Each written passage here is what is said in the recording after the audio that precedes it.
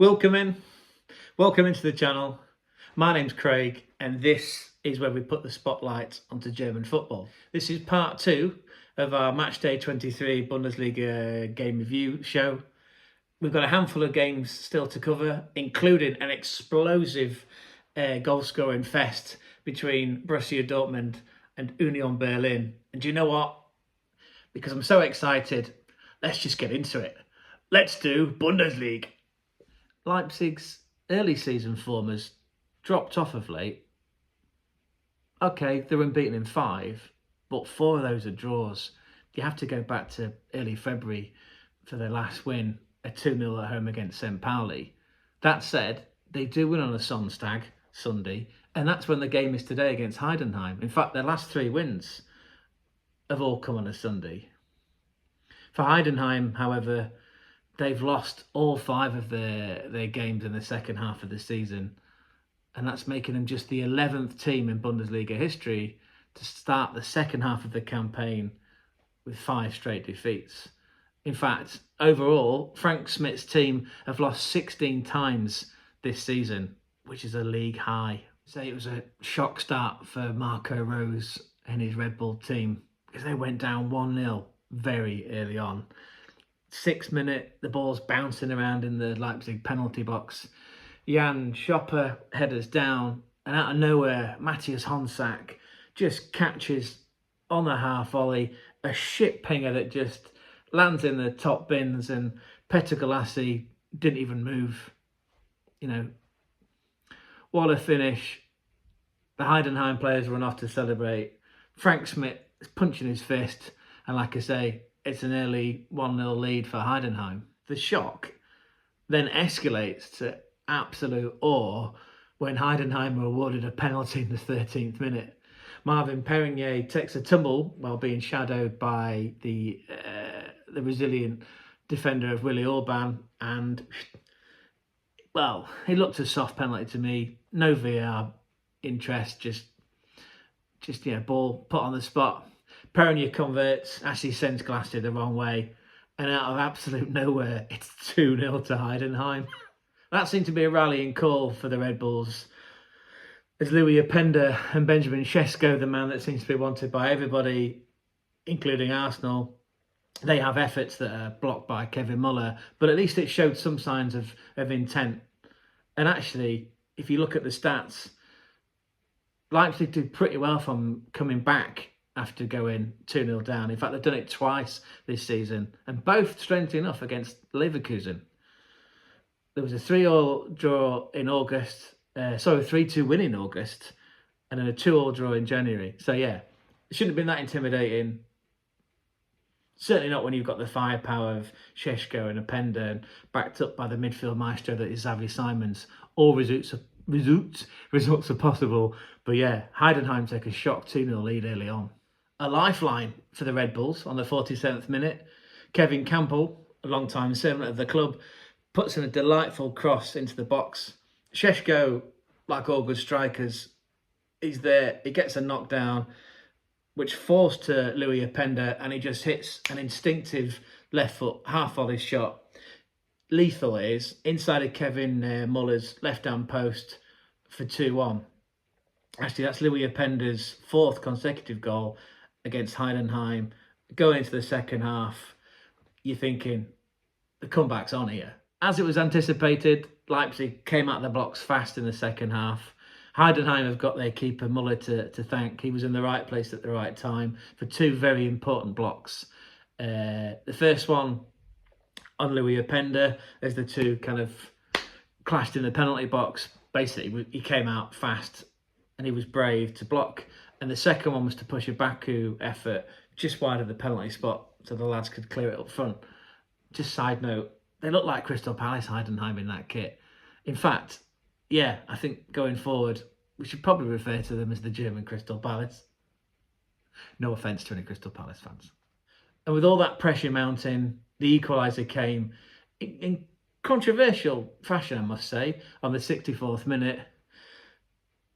Louis Openda appears very theatrically to have gone down after a collision with the Heidenheim defender, Jan Sizzleben. That'll do. Anyway, yeah. He seemed to drop to the floor like a sack of shit. But to me, it looked like it was the other way around.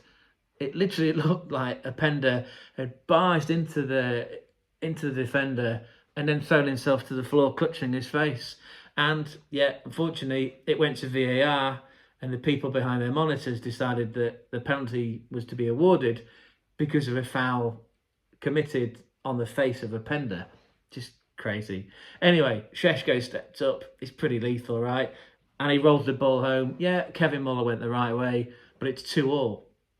And that ends up being his 10th goal of the season, but only his first penalty. That's interesting, right? You'd think a guy that was that lethal in front of goal would be taking penalties all the time. Anyway, ball to play for the rest of the game, which is what, a good sort of 25, 30 minutes.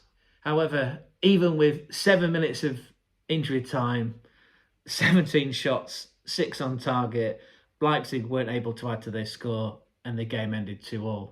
So that's another draw in the column for Leipzig, which takes their tally to the season for 8. Doesn't help with their push to get back in the Champions League. That's after a disastrous campaign this time round. Although they're still in the European qualifications, albeit currently for the Conference League. As for Heidenheim, well, due to Bochum's 1-1 draw with Wolfsburg the day before, that leaves them tied down at the bottom on 16th. On 15 points, which means they're still staring down that trapdoor for relegation. How did my prediction for this game turn out? It's another L, I'm afraid. Yeah, my prediction, in fact, it was pretty brave, was 4-0 to the home side.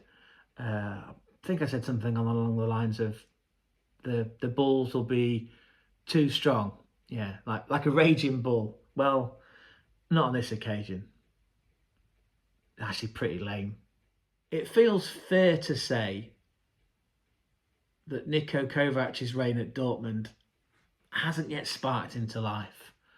Okay, he's only been there for a handful of games. And yes, whilst he might have beaten a rather limp-looking Sporting Lisbon over 2 legs in the Champions League, he's actually lost the last 2 games in the Bundesliga. In fact, if you pull the camera back and look at their last 5, and again, he's not responsible for all of this, they've only won once. And that was an away win to the Bundesliga whipping boys, or one of them, I should say, in Crystal Palace. Sorry, Heidenheim. It's your home form though, right? It's the home form that every team builds upon in order to mount a title challenge, or certainly at least to get into the European spots. But for some reason, Dortmund's home form, it's just been woeful this year. You know, they haven't won at home in the last 5 outings, which unfortunately is a record which is equalled something that was set back in 2006. Actually, you have to go all the way back to November, I think it's 23rd of last year, to find their last home win. That was a 4-0 thumping at Freiburg. Conversely, Union Berlin, who are today's opponents at the Westfalenstadion, Signal Iduna Park for sponsorship reasons, well, their away form is just woeful. They've only won twice, and actually, they just don't score goals, home or away. In fact, they are the 2nd lowest Bundesliga scorers this time around, a record that's only equalled by Bochum. So Bochum have scored 22, Union have scored 21. So again, goals are a problem because it's that old adage, right? You got to keep them out, you got to put them in. And if you look at the head-to-heads, yeah, okay, Dortmund might have won their last 5 against Union, but Union haven't played a side more often without ever collecting a single point, which is a little glimmer of hope. Somebody needs to call the fire brigade, because Dortmund are on fire today. 6-0. Honestly, I don't think even Niko Kovac saw that coming. 4 goals for Serhou Guirrassy. What a show he put on. Anyway, we'll get into that as we dissect it. But It all started on the 25th minute. Adeyemi, with his disco hair, laid the ball out wide to Ryerson. He ran on, took a swing at it, and from 20 yards out, it takes a wicked deflection off Lee Tai, which just loops over the head of Runau for 1-0. Side note, no clean sheet to add to Runau's impressive tally of 6 after today's performance. 40th minute, Ben Sabani, beautiful name to say, he steals the ball off Jeong. It's a pass to Pascal GroSs, ex-Brighton player. What a game he has, by the way, in terms of assists. His cross, left side, is literally just placed onto the head of Guirassy. Bosh, 2-0. 75th minute, it's that man again, Pascal GroSs. Whips in a cross on the left. It finds Guirassy, but his shot's blocked. Although GroSs is an intelligent player, right? He continues his run into the box. He picks it up. He makes a deft pass, or a feinted pass, I should say, which eludes all the defenders. Guirassy runs around the outside and just unleashes hell. It's a left foot drive of a ball which beats Frederick Runau inside of his post for 3-0. Wow, this team of Dortmund is on fire. 80th minute, the ball carrier forward for Dortmund is Chuck Winemaker. Pretty sure I said that right. Chuck Winemaker, fun to say, isn't it? He slips the ball left to Maxi Bayer. Again, great play on FM24. Pick him up, he will develop to be a bagsman. He shows some great technical skill with his feet by flicking the ball to his right, and in making the run unmarked is that man, Serhou Guirrassy, to tap the ball home for his hat-trick and to make it 4-0 to Dortmund. 83rd minute, Pascal GroSs involved once again. He puts in a short cross on the left. Guirassy runs on, bullet header, 5-0, his 4th, and his marker, Diego Lautau, just ends up on the deck looking up thinking, when will this end? When will this end? Well, for Diego Lautau, it ended on the 89th minute. And once again, for his 4th assist, wow, 4th assist, it's Pascal GroSs. It's a cross on the right, which just seems to pick out Maxi Bayer, who, it's a diving header, and he literally just guides the ball into the top corner. Runau's got no chance. Maxi Bayer's on the desk. The players all pile on, and that's 6-0 to Dortmund. 6-0. It's worth putting out that Union Berlin's previous biggest loss was 5-0. In fact, actually, it's happened twice. First time as a Leverkusen away in 22-23 season, and then before that, it was, yeah, you've guessed it, it was Dortmund during the 1920, I guess we'll call it the COVID season. Now, what impact has that had on the table for both teams? Well, for Union Berlin, they remain in 13th on 24 points. That's, that's 2 points above Hoffenheim, but it's at the wrong end of the table, although I suspect that with 13 games to go, Union will find a way to scratch out enough points to keep them safe for another season. As for their opponents, Dortmund, well, it leaves them in 10th on 32 points. Again, all that talk about relegation, which actually was probably never going to happen anyway, but, what's the gap? The gap to Leipzig is 6, and again, 13 games to go. Who knows, right? If Niko Kovac can use this 6-0 win as a platform to go on, they might indeed qualify for the Europa League. Who knows? I guess we'll find out. And talking of finding out, let's find out about my prediction. Am I getting a W or an L? That's right, it's another L. I predicted very brazenly that it would be 1-0 penalty before half-time by Serhou Guirrassy, and I couldn't have got that further from the truth. The striker goes on to score 4, none of which were penalties. TSG Hoffenheim versus VfB Stuttgart wraps up the action from matchday 23.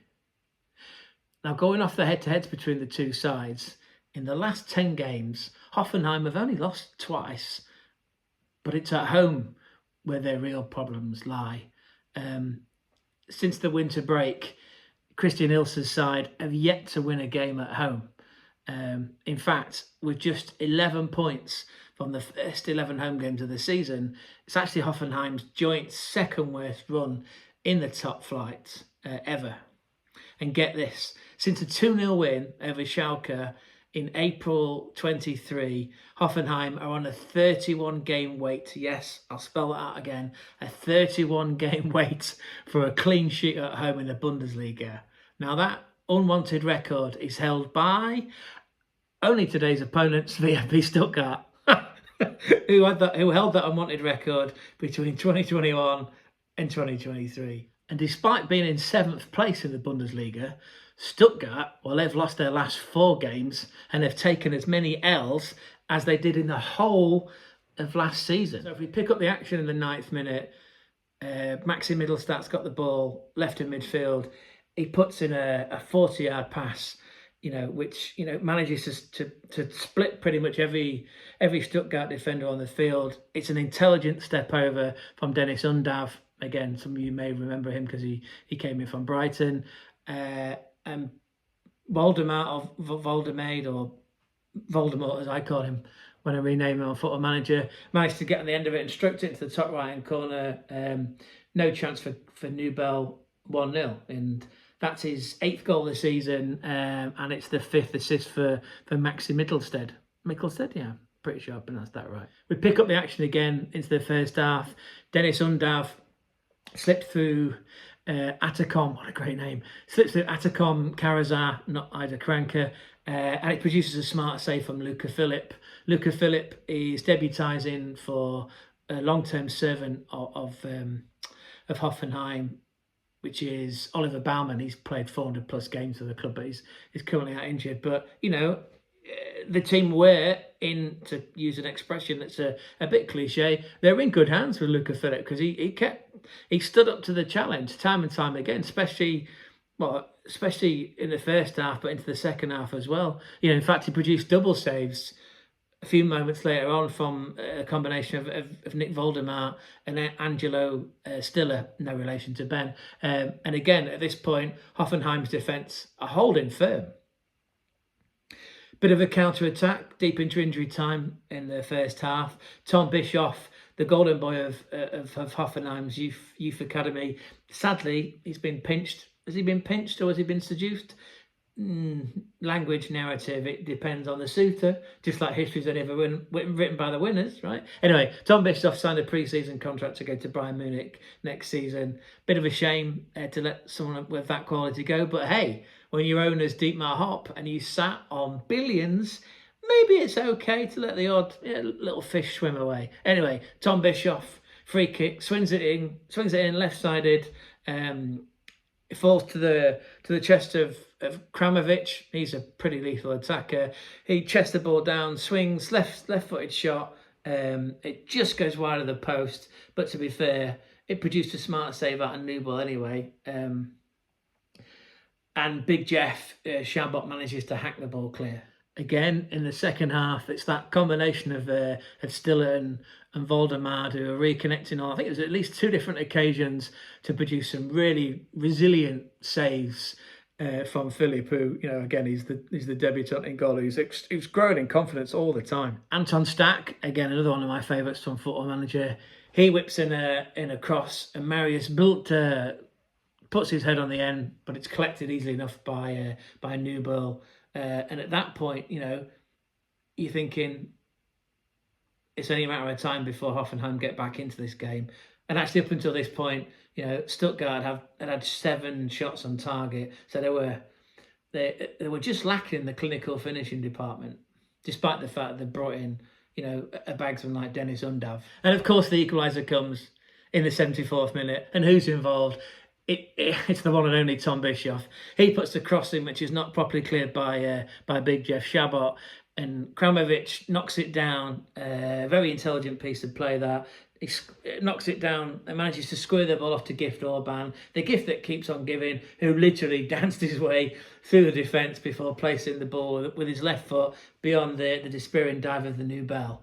That's 4 goals now in 7 games for Gift Orban. What a smart acquisition he was. And Hoffenheim could have won it late on. You know, they had 1, 2, 3 chances to try and seize the winner. The 93rd minute especially, Toure, no relation, someone completely different. He crossed into Tabakovic, whose header just eluded everybody and would narrowly flew over the top of the crossbar. 1-1 seriously hurt Stuttgart's Champions League aspirations. Yeah, they've now slipped down to 7th in the table. That's not to say that they can't claw those points back, but as it stands, you know, they're not just outside the Champions League, they're missing out on Europa and the Conference League.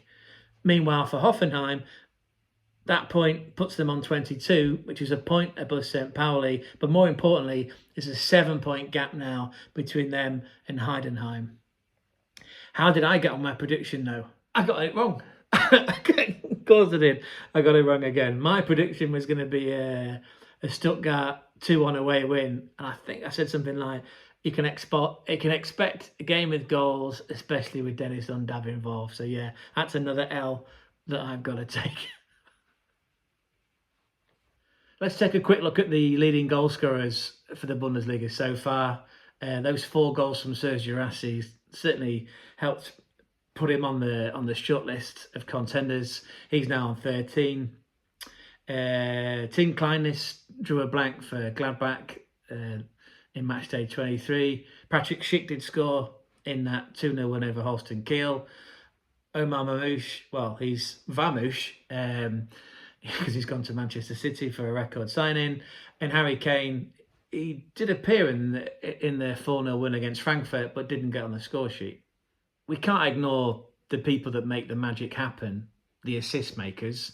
So let's have a quick look at the charts. Now, Grifo scored 2 of his own in that 5-0 win over Freiburg, but no assists.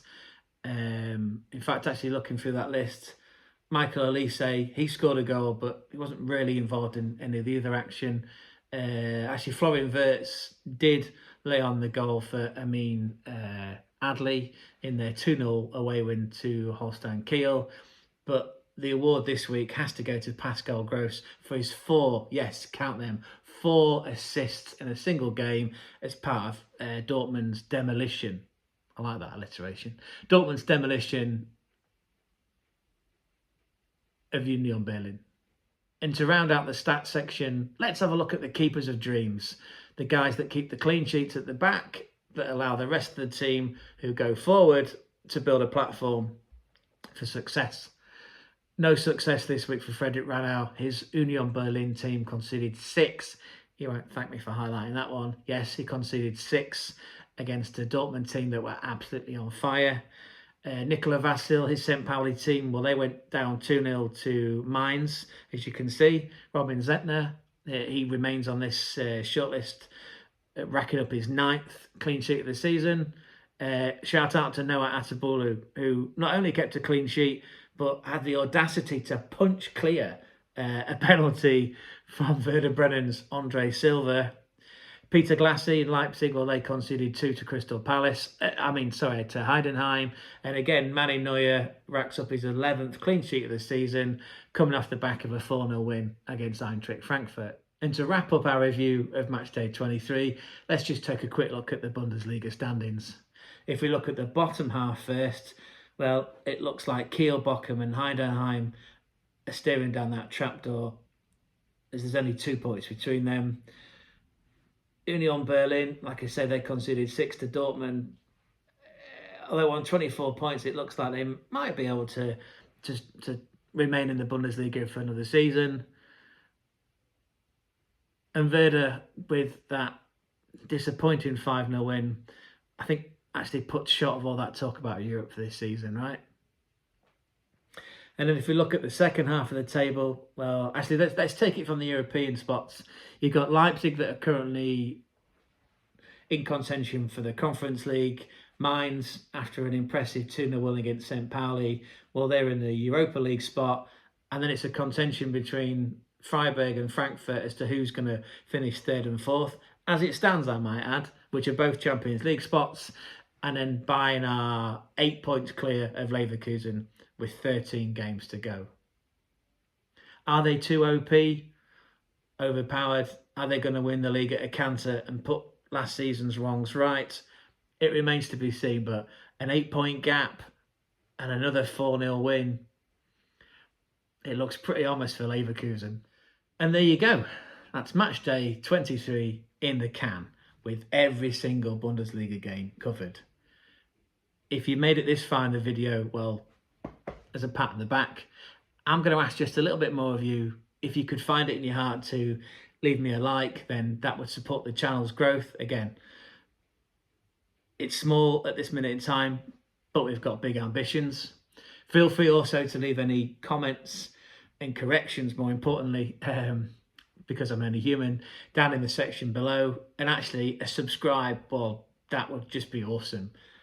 And actually, it would help you because then you'd know when future videos are coming out. So all that remains to say is, I've been Craig, and this is where we've been putting the spotlight onto German football. Auf Wiedersehen.